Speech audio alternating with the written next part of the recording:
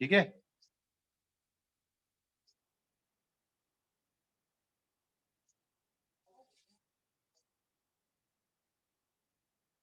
ये लेंथ है L2 और दोनों के मास बराबर हैं और दोनों का Q बराबर है। अब क्या होगा, ये एंगल θ1 है और ये एंगल θ2 है। अब बोलिए, इस पे लगने वाला फोर्स, सर अब बराबर नहीं होंगे। अब ये फोर्स F है तो ये फोर्स भी F है, ये फोर्स mg है, यस सर। ये फोर्स mg है। अब सीधी सी बात है, इसके बीच में जो एंगल है F और mg के बीच में एंगल, और इसमें जो एंगल है कौन सा ज्यादा एंगल है, ये वाला एंगल ज्यादा है, अरे है कि नहीं। हाँ सर। तो इसका रिजल्टेंट कम आएगा या इसका रिजल्टेंट कम आएगा, ऐसे सोचो, विच रिजल्टेंट विल बी लेसर। जल्दी बोलो भाई, सब लोग बोलेंगे प्लीज। जब एंगल एक्यूट एंगल है तो इसका रिजल्टेंट ज्यादा आएगा ना। ये F1 नेट फोर्स है और इस पर F2 नेट फोर्स है, तो कौन सा फोर्स ज्यादा है, F2 बड़ा है या F1 बड़ा है। नेचुरली बात है F1 is greater than F2। F1 बड़ा होगा। F1 बड़ा है F2 से, क्योंकि इनके बीच का एंगल एक्यूट है और उसके बीच का एंगल ऑब्ट्यूस है। क्लियर है। तो which will feel the larger force, कौन सा ज्यादा फोर्स को फील करेगा, ज्यादा फोर्स कौन सा Q1। होगा। F1 पर लगने वाला नेट फोर्स बड़ा होगा। अब मान लो डोरी में टेंशन है T1 हाँ सर। और यहाँ पर टेंशन है T2, तो टेंशन किस में ज्यादा होगा, T1 में ज्यादा होगा या T2 में ज्यादा होगा। Which string have more tension. सीधी बात है, जिस पर नेट फोर्स ज्यादा है उस पर टेंशन भी ज्यादा है। सर Q1 वाले पे। बड़ा होगा ना, अरे T1 बड़ा होगा कि नहीं होगा। हाँ सर। ठीक है कि नहीं है, आ रहा है समझ में। जी सर। जिस पर नेट फोर्स ज्यादा है उसको बैलेंस करने वाली स्ट्रिंग में भी तो टेंशन ज्यादा है। इन दोनों का नेट फोर्स कम है तो स्ट्रिंग में टेंशन भी कम है। क्लियर है, यस सर। क्लियर है। अब मेन चीज है कि ये θ1 और ये वाला एंगल क्या θ1 होगा। अरे होगा कि नहीं होगा, ये वर्टिकल लाइन है ना और ये भी वर्टिकल लाइन है और स्ट्रिंग का डायरेक्शन है ये, तो ये θ1 होगा कि नहीं होगा। अरे जल्दी बोलो, ये सर एंगल θ1 होगा कि नहीं होगा। नहीं आ रहा समझ में क्या। अरे वर्टिकल के साथ ये स्ट्रिंग सही है कितना सर। एंगल बना रही है, θ1 बना रही है ना, और mg भी तो वर्टिकल लगता है, तो ये एंगल θ1 नहीं होगा।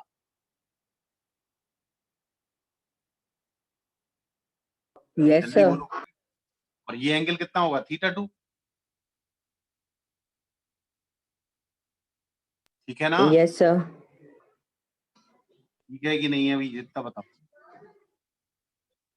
यस जल्दी बोलो। सर। अब मुझे आप ये बताओ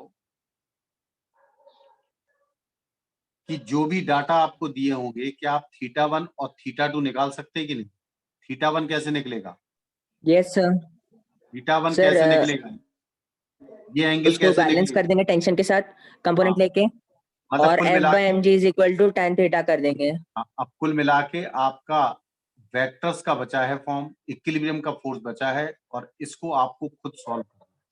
तो अगर ऐसे क्वेश्चन आते हैं कि लेंथ डिफरेंस है, मास डिफरेंट है, चार्ज डिफरेंट है, ये एंगल क्या बनाएंगे, तो आपको इसको तरीका आना चाहिए।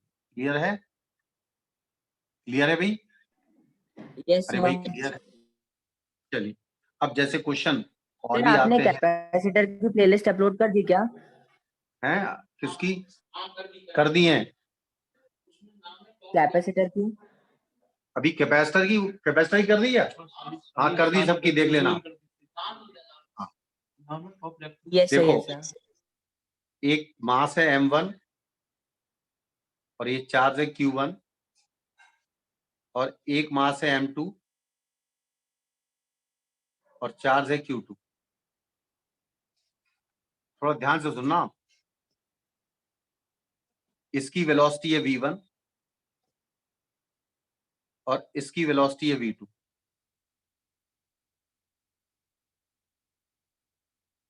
और M1 V1 बड़ा है M2 V2 से।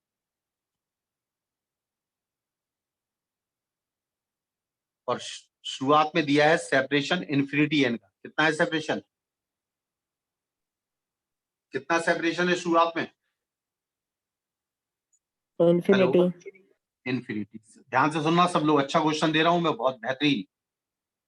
पूछा गया है डिस्टेंस ऑफ क्लोजेस्ट अप्रोच क्या होगी? क्या पूछा गया सर है? पूरी जो काइनेटिक एनर्जी है वो पोटेंशियल एनर्जी में बदल जाएगी at the distance of closest approach. गलत है, ये मैंने फालतू में नहीं लिखा। M1 V1 greater than M2 V2। अगर तुमने M1 V1 तुमने मान लिया कि इसकी जो काइनेटिक एनर्जी है और इसकी जो काइनेटिक एनर्जी है, जब वो मोमेंट्री रेस्ट पर आएंगे उस समय के बीच का जो सेपरेशन होगा वो डिस्टेंस ऑफ क्लोजेस्ट अप्रोच होगा। यही क्वेश्चन, यही सोचा ना तुमने? हेलो, अरे यही सोचा कि हाँ नहीं? तो उस समय क्या होगा, मोमेंटम दोनों का मिला के जीरो हो जाएगा सर। ना। उस समय दोनों का मोमेंटम मिलके जीरो हो हाँ जाएगा सर। ना। तो कंजर्वेशन ऑफ मोमेंटम कहाँ लगा? M1 V1 बड़ा है M2 से, यानी नेट मोमेंटम अच्छा है ना हाँ। सिस्टम में। अरे सिस्टम में नेट मोमेंटम है कि नहीं है? Yes sir, yes sir. तो उस समय क्या होगा कि ये वाला आगे चलता रहेगा, इसकी वेलोसिटी कम होती जाएगी, इसकी वेलोसिटी मूवमेंट ही जीरो होगी और इसका जेब पलटेगा, पलट के इसी डायरेक्शन में जाएगा। जब दोनों की वेलोसिटी सेम डायरेक्शन में हो जाएगी और सेम वेलोसिटी हो जाएगी, उस समय देखना पड़ेगा। थोड़ा ध्यान दें।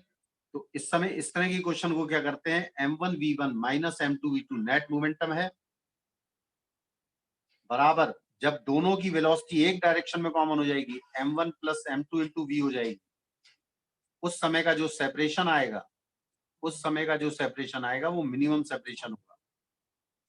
अब उसके बाद कंजर्वेशन ऑफ एनर्जी लगाएंगे। टोटल एनर्जी थी half M1 V1 square plus half M2 V2 square. ये इनिशियल एनर्जी थी इनफाइनाइट डिस्टेंस पर।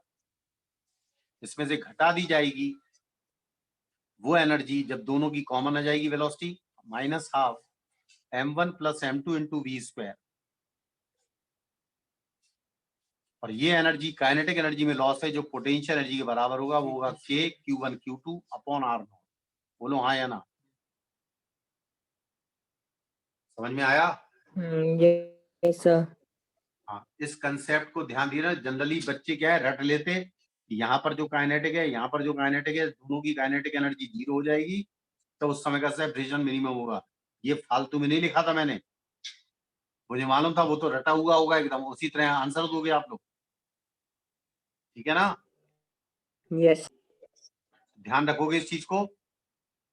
तो वो ये पूछ जी सकता सर। है कि at that moment in which direction they were moving. तो सीधी बात है, जिसका मोमेंटम ज्यादा था उसी डायरेक्शन में चल रहे होंगे दोनों। तो ये वी कहाँ की तरफ होगी, लेफ्ट टू राइट। क्लियर हुआ? अरे क्लियर हुआ? Yes sir. अच्छा सुनो, आज एक शीट और भेजूंगा मैं, आज एक शीट और भेजूंगा कैपेसिटर की, मेंस की। हेलो, हेलो, अरे आवाज आ रही है? सर एक बात सर एक बात पूछनी है। जैसे सर अपन जब चार्ज पार्टिकल के मोशन की बात कर रहे हैं तो सर अपन और मैग्नेटिक फील्ड को भी अकाउंट में क्यों नहीं ले रहे कि एक चार्ज जो मैग्नेटिक फील्ड बनाएगा तो उसके कारण मैग्नेटिक फील्ड डेंसिटी एनर्जी भी आएगी जो। Electrostatic force is much much greater than that of magnetic force. समझ में आया? ओके हाँ यस सर। इसको हम इग्नोर कर देते हैं। क्लियर है? Yes sir. ओके वहां सर। पर हाँ कांस्टेंट सर। आता है म्यू नॉट अपॉन 4 पाई 10 की पावर -7 के बराबर होता है। यहाँ 1 अपॉन 4 पाई एप्सिलॉन नॉट होता है, हाँ 9 सर। इंटू 10 की पावर 9 होता है। क्लियर हुआ? हाँ यस सर। इसलिए उस फोर्स को लेते ही नहीं है। आ गया समझ में? Yes sir. हाँ, तो मैं ध्यान रखना, जो शीट मैंने भेजी है वो कर लेना, एक शीट और भेजूंगा मैं कैपेसिटर की, ठीक है, गॉस की भेज सकता हूं मैं। ठीक है, चलिए। हाँ सर अभी आर्काइव वाली करनी है ना? हाँ, आर्काइवल जो दो पढ़ी है पेंडिंग वो सब करो। Yes sir.